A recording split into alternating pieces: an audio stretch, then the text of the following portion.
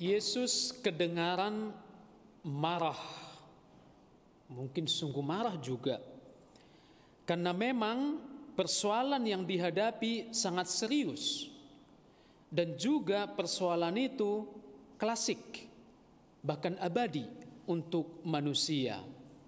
Maka Yesus berkata, celakalah kalian. Mengapa? Pertama, karena orang Farisi membayar persepuluhan dari selasi, ingu, dan segala jenis sayuran, tetapi kamu mengabaikan keadilan dan kasih Allah, suka duduk di tempat terdepan di rumah ibadat, dan suka menerima penghormatan di pasar. Inilah yang disebut munafik, mengutamakan hal-hal lahiriah, melaksanakan hukum karena memang demikian diaturkan tanpa motivasi yang benar dan murni. Dasar pelaksanaannya adalah takut, cari muka, penghormatan agar tidak dianggap salah, melaksanakan aturan itu demi aturan itu sendiri. Mereka tidak tahu atau tidak mau tahu jiwa atau roh dan tujuan dari hukum itu dibuat. Tidak melihat nilai yang terkandung dalam aturan yang ada, sehingga pelaksanaan itu sendiri hanya demi supaya terlaksana aturan itu. Aturan untuk aturan itu sendiri. Aturan bukan untuk menumbuhkan kemanusiaan, untuk membuat kebaikan kemanusiaan. Itu mengapa disebut celaka. Yang kedua, meletakkan beban-beban yang tak terpikul pada orang, tetapi kamu sendiri tidak menyentuh beban itu dengan satu jari pun. Mereka membuat hukum yang tidak mereka laksanakan. Hukum itu untuk orang lain, bukan juga untuk dirinya. Sama sekali tidak adil. Contoh dalam kehidupan kita, ada banyak sekali hukum tentang wanita, tapi tak pernah ada wanita ikut membuatnya. Apakah itu hukum adat ataupun hukum keagamaan? Laki-laki membuat hukum untuk wanita. Mumpung atau syukur kalau itu mendukung wanita itu atau sesuai dengan kehendak wanita itu. Tapi sering kita amati justru sangat membatasi mereka. Dunia ini masih menekan wanita, itu jelas. Maka banyak emansipasi dan semua itu. Dalam agama tertentu misalnya, belum bisa wanita menjadi pemimpin. Banyak contoh lah. Undang-undang ketenagakerjaan dibuat bukan oleh tenaga kerja atau pekerja itu sendiri, tapi oleh majikan. Udah tahu kita akan apa hasilnya. Dia bukan Tuhan.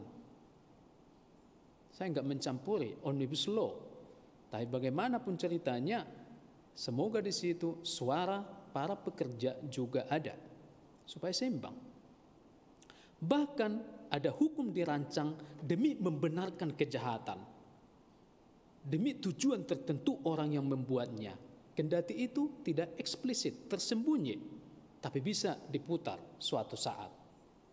Celaka. 3. Sikap-sikap tersebut di atas adalah seperti kubur yang tidak memakai tanda. Orang yang berjalan di atasnya tidak mengetahuinya. Apa maksudnya? Bagi orang Yahudi, orang yang menginjak kubur akan dinyatakan najis selama 7 hari. Artinya apa? Yang gak bisa masuk rumah ibadat salah satu, gak bisa membawa persembahan.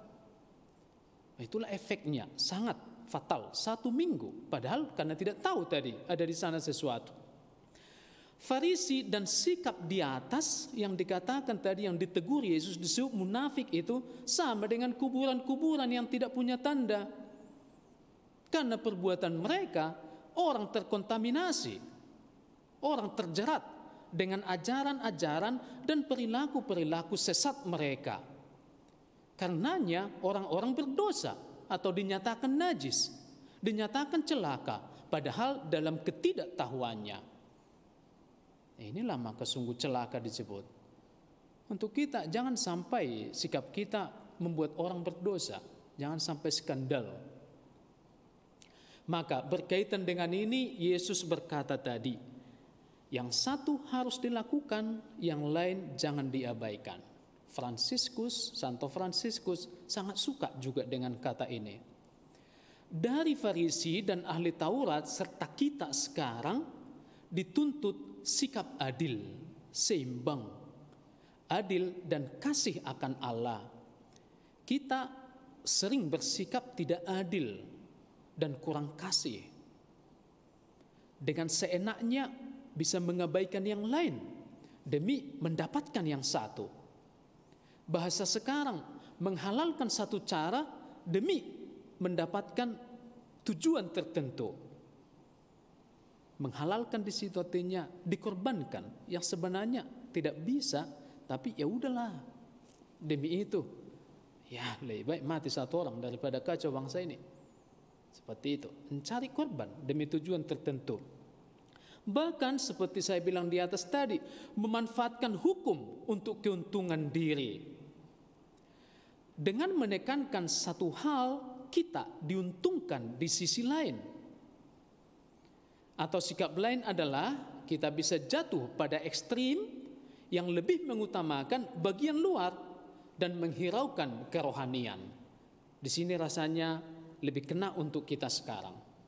Kita sibuk barangkali dengan kehidupan yang demi kebutuhan keluarga, kebutuhan duniawi kita, tapi bisa malah lupa dengan kebutuhan rohani.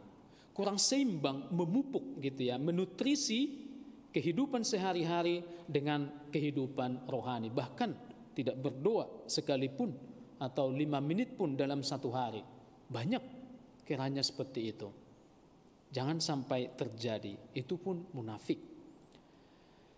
Untuk mendapatkan keseimbangan dan keadilan serta kasih Allah, saudara-saudari, kita harus sejenak bersama Tuhan, kembali kepada Tuhan, melihat dan mengoreksi kepalsuan diri kita.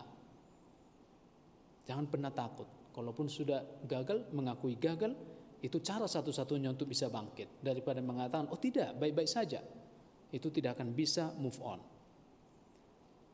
Mari bersama Tuhan kembali melihat diri kita, atau di hadapan Tuhan kita mengoreksi diri kita. Hanya dengan cara itu kita bisa mendapatkan buah roh. Yakni apa tadi?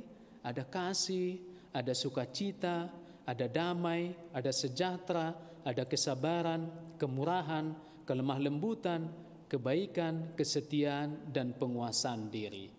Jika kita masih munafik, semua ini tidak akan bisa kita miliki. Jika kita sudah memiliki ini, rasanya kemunafikan itu bukan lagi bagian dari diri kita. Mari berjuang lagi untuk semakin adil dan memiliki kasih di hadapan Tuhan. Amin.